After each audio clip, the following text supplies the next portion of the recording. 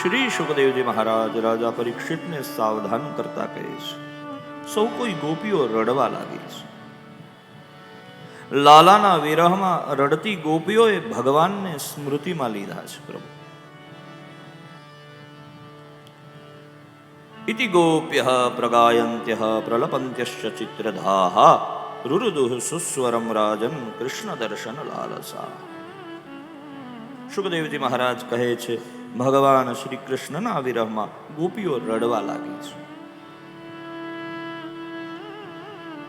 ભગવાન એહી તમે આવો આવો નાદ કર્યો છે. બોલે ભગવાન શું કામ ગયા? ગોપીઓના દાટલા ચાહે છે, ગોપીઓ એને એટલી ચાહે છે. બોલે એક જ કારણ હતું ભગવાનનું જવાનું, ગોપીઓના મનમાં અહમ આવી ગયો છે.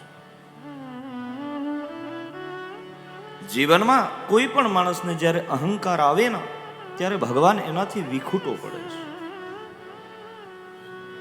પરમ પૂજ્ય પ્રાતસ્મરણ ડોંગરેજી બાપા એવું કહેતા, પાપને તજો અને પ્રભુને ભજો, પણ પાપને તજવામાં પેલું વેલું પાપ છે અભિમાન.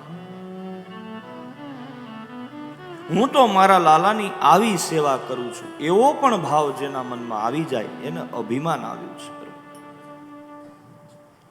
સદગુણ હોવા બહુ સારી વાત છે.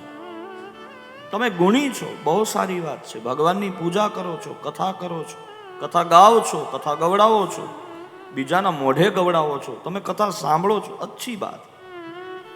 પણ હું કથા સાંભળું છું કે હું કથા કરું છું, આ બહુ ખતરનાક. અહીંથી જ શરૂઆત થાય છે બધી. સંતો, મહર્ષિઓ, ઋષિઓ એટલા માટે પૂરમ પૂજી પ્રાતસ્મરણ ડોંગરેજી બાપા તો પોતાની કથાનું રેકોર્ડિંગ નતા કરવા દેતા.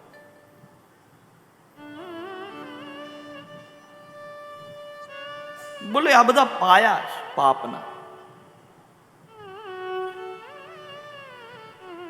ये सब नाथ नरक के पंथ, ક્યાંક કંચન, ક્યાંક કીર્તિ, ક્યાંક કામિની, કોઈક જગ્યાએ સંભાવનાઓ બીજ પડેલા છે.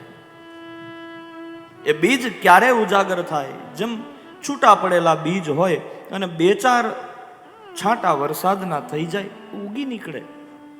આ બધા બીજ છે. તો એનું સોલ્યુશન શું? બોલે જે બીજ બળી જાય એ ઉગે ના.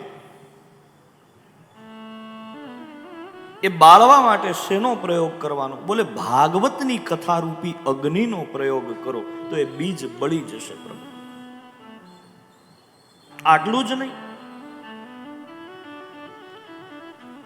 પાંચ ભૌતિક દેહમાં દરેક દુર્ગુણો હોવાના, પણ એ દુર્ગુણના બીજ છે, એ બીજને ભાગવતના સત્સંગથી તમે બાળી શકો છો.